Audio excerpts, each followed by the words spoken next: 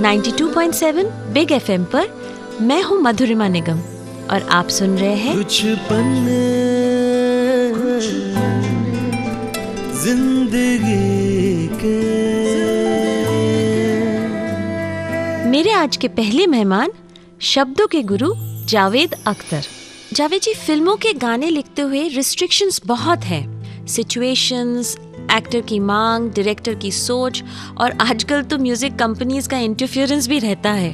तो एक लिरिसिस्ट के लिए क्या वर्किंग कंडीशंस होती है? जैसे मैं अपनी पोएम लिखता हूँ या अपनी गज़ल लिखता हूँ, वैसे तो नहीं करते हम काम, इसलिए कि हमको एक सिचुएशन दी जाती है कि ये सिचुएशन इस पे आपको लिखना है, फिर एक ट्यून दी जाती है, ये ट्यून है जिस पर लिखना है। फिल्म का क्या मिजाज है जी, वो फिल्म में क्या है कि हीरो जो है पढ़ा लिखा नहीं है, या वो गाँव का है, या वो स्ट्रीट अर्चन है, वो यूनिवर्सिटी प्रोफेसर है, पता नहीं क्या है। वही बात जो कैरेक्टर है वो कैसे कहेगा, ये भी ध्यान में रखना पड़ता है। ये कैरेक्टर तो ऐसा नहीं गाएगा, ये इसके तो शब्द अलग तरह के होंगे, तो इन तमाम बातों का ध्यान करके रखना होगा। फिर एक डायरेक्टर होता है उस पिक्चर का, वो उसके माइंड में कुछ इमेजेस हैं, वो कुछ चाहता है। अगर समझदार है तो आप उसकी बात भी गौर से सुनिए, वो क्या कह रहा है, क्यों कह रहा है, किस वजह से कह रहा है। एक म्यूज़िक डायरेक्टर वो कह सकता है कि आपका एक शब्द बहुत खूबसूरत है, लेकिन देखिए ट्यून में ज़रा फंस रहा है, वो गाने में सिंगर को प्रॉब्लम हो जाएगा, यहाँ तो उसे सांस लेनी है, तो कैसे वर्ड, तो आपको उसका भी ख्याल रखना पड़ेगा।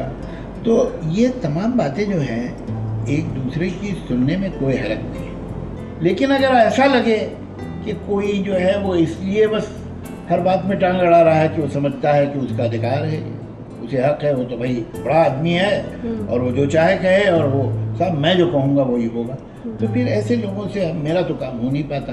आप राज्यसभा के मेंबर हैं और आपने वो कर दिखाया जो सालों से हमारे कुछ सीनियर्स नहीं कर पाए।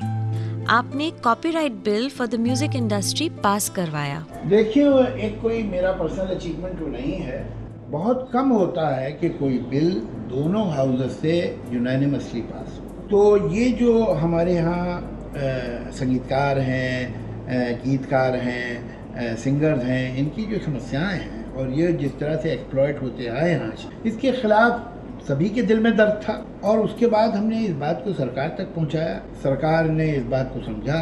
हम लोग प्रधानमंत्री जी से भी मिले, सोनिया गांधी जी से भी मिले, कपिल सिब्बल साहब जो उस वक्त HRD के मिनिस्टर थे, कॉपीराइट जिनके अंडर में आता था, उनसे भी मिले, और तीनों ने इस बात को बहुत हमदर्दी से सुना और मदद का हमें वादा किया।